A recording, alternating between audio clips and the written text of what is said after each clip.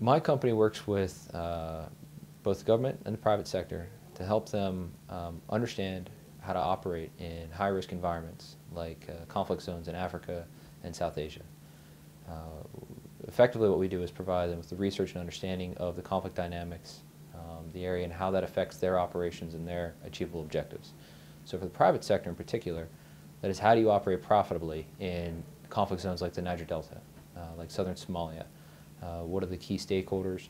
And more importantly, how do you manage the situation in such a way, how do you structure your business model? How do you engage with local audiences to ensure to perhaps manage the conflict in a way that's supportive of your objectives? Take the oil and gas sector as a prime example. The large deposits of oil and gas are not found any longer in safe environments, like Western Europe. North Sea is drying up, so you go to places like Libya, northern Uganda, where the LRA have been waging a bloody campaign for 20 years now. You look at the Congo, you look at Pakistan has large deposits, perhaps even Afghanistan has natural gas. So yes, you see, in that sector in particular, moving to third world countries where conflict is a little bit more important. You also have issues like political risk, corruption in particular. Doing business in these environments is highly fraught with legal, currency risk, and political risk that have severe impacts for your business model. The U.S. government and the U.S. military, it's about population-centric strategies. It's about community engagement and a softer side. But in the private sector, it's a very similar issue.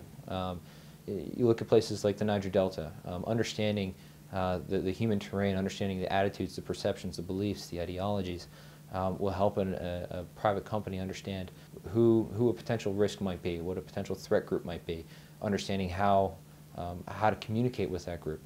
What are their interests? What are their hopes? What's the value of providing a clinic in the Niger Delta, for example, versus fortifying your compound? Those are some of the very standard risks and business decisions that private companies operating in conflict zones must undertake. And those decisions must be based upon an understanding of who the local population is. From our perspective, there are many tools that you can use. The three that we really focus on really are underpinned by the growth in telecommunications. The Earth Summit that was recently held by Jeffrey Sachs 2 days ago up in New York really highlighted this.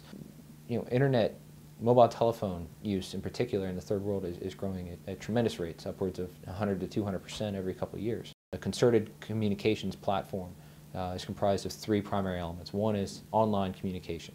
Website use is growing rapidly, and so a dedicated website in the local language built by people who understand not only the context, the attitudes, and the behaviors, but the language itself, just from an indigenous, from a local native perspective.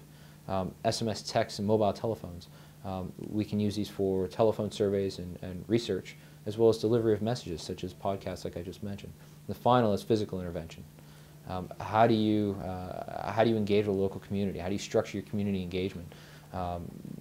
Things like an education program, a health clinic, an awareness campaign on HIV/AIDS to reduce the susceptibility of your personnel partaking in hazardous practices outside of their jobs and duties has severe impacts for your human capital.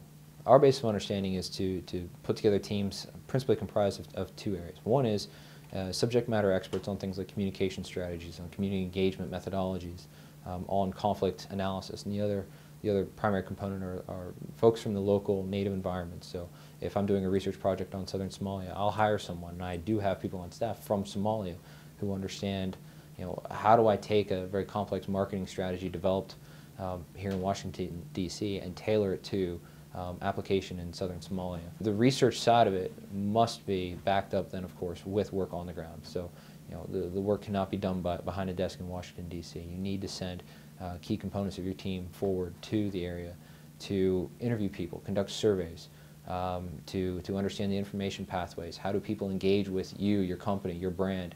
How do they perceive your company's involvement in the local host country? Is it a positive or is it a negative? In some cases, oil and gas, again, I'll come back to that because it's a good example.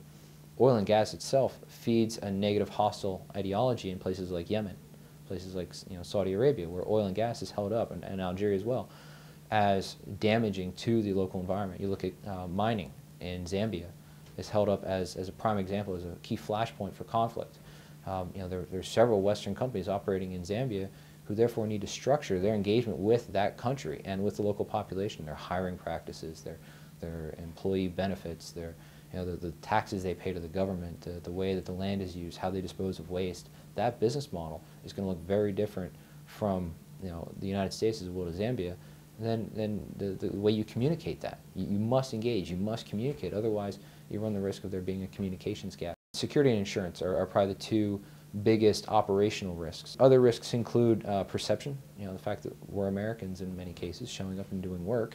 That has also security risks. Now, doing business overseas, you run into significant corruption risk. Entering into a transaction with another government, with another company overseas, you have currency risk and all the rest of it, but then you also have what I'll call perception risk.